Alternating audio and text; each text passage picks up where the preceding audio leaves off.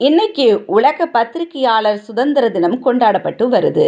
ஜனநாயகத்தின் 4வது தூணான பத்திரிகையாளர் சுதந்திரத்தை காப்பது நம் ஒவ்வொருவருடைய தலையாய கடமையாகும்.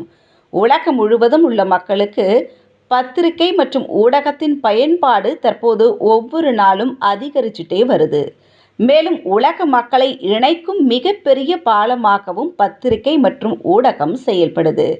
பல்வேறு நாடுகளில் டிஜிட்டல் தொழில்நுட்பங்கள் மூலம் பத்திரிகை ஊடகங்கள் மிகுந்த வளர்ச்சி அடைந்து வருது. இதன் மூலமாக தகவல் பரிமாற்றம் ரொம்ப ஈஸியாகவே நடந்துட்டு வருது.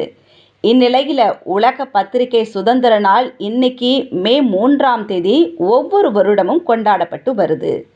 சரி, இந்த தினம் உருவான வரலாறு என்னன்ட்டு உங்களுக்கு தெரியுமா? வாங்க பார்க்கலாம். கொலம்பியா நாட்டின் பத்திரிகையாளர் கிலர்மோ கானோ இசாசா 1986ஆம் ஆண்டு டிசம்பர் 17ஆம் தேதி அவரது அலுவலகம் முன்பே படுகொலை செய்யப்பட்டார். இந்த கொலை வழக்கை விசாரித்த நீதிபதிகளும் கொல்லப்பட்டிருக்கிறார்கள். இந்த கொலைக்கு பின்னர் பத்திரிகை சுதந்திரம் தொடர்பான பேச்சு உலகம் முழுவதும் ரொம்பவுமே வலுப்பெற்றது. இதைத் தொடர்ந்து உலக பத்திரிகையாளர்களின் தொடர் முன்னெடுப்புகள் காரணமாக 1993ஆம் ஆண்டில் இடம்பெற்ற ஐக்கிய நாடுகள் பொது சபை கூட்டத்தில் ஏற்றுக்கொள்ளப்பட்ட தீர்மானத்தின் அடிப்படையில் ஒவ்வொரு வருஷமும் மே 3ஆம் தேதி பத்திரிகை சுதந்திர நாள் கொண்டாடப்பட்டு வருது.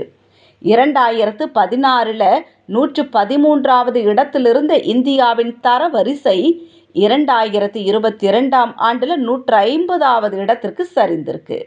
இந்தியாவில் கடந்த சில ஆண்டுகளுக்கு முன் நடந்த பிரபல பத்திரிகையாளர் கௌரி லங்கேஷ் படுகொலை சம்பவம் கடும் அதிர்வலையை ஏற்படுத்தியிருக்கு. இது மாத்திரமில்லாமல் ஆங்காங்கே பத்திரிகையாளர்கள் துன்புறுத்தப்படுவதும் கொலை செய்யப்படுவதும்ன்றது ஆங்காங்கே நடந்துட்டு தான் வருது. இதையும் நம்ம கேட்டுட்டு தான் வரோம். இப்போ வரைக்குமே பல்வேறு தரப்பில் இருக்கக்கூடிய பத்திரிகையாளர்களுக்கு பல்வேறு மிரட்டல் விடுக்கப்படுவதாக குற்றச்சாட்டு எழுந்துட்டு தான் இருக்கு. உலகம் முழுசும் ஆங்காங்கே நடக்கின்ற அநியாயங்களை தட்டி கேட்டு கொண்டிருக்கிற இதுவரையும் பத்திரிகையாளர்கள் மட்டுமே. ஆனால் அப்படிப்பட்ட பத்திரிகையாளர்களுக்கு பாதுகாப்பில்லை, பணி நிரந்தரமில்லை, பணிச்சுமை, மன உளைச்சல், கொலை மிரட்டல் இப்பேற்பட்ட பிரச்சனைகளுக்கு உள்ளாக்கப்படுறாங்க. ஜனநாயகத்தின் 4வது தூணான பத்திரிகை சுதந்திரமாகவும் பாதுகாப்பாகவும் செயல்பட முடியல. எவ்வளவோ அநியாயங்களை தட்டி கேட்டு கொண்டிருக்கின்ற பத்திரிகை துறை இருக்கும்போதே அப்பேற்பட்ட அநியாயங்களுக்கு நியாயம் கிடைப்பது இல்லை. இன்னும் பத்திரிகை துறை செயல்படாமல் முடங்கி போனால் இவ்வுலகின் நிலை என்னவாக இருக்கும்? சற்று யோசித்து பார்ப்போம்.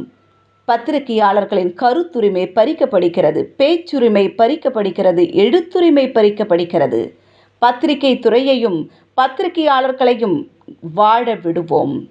பத்திரிகை சுதந்திர தினமான இன்று உலகில் உள்ள அனைத்து பத்திரிகையாளர்களும் ஒருவருக்கொருவர் வாழ்த்துக்களை மகிழ்ச்சியுடன் பகிர்ந்து வருகின்றார்கள்.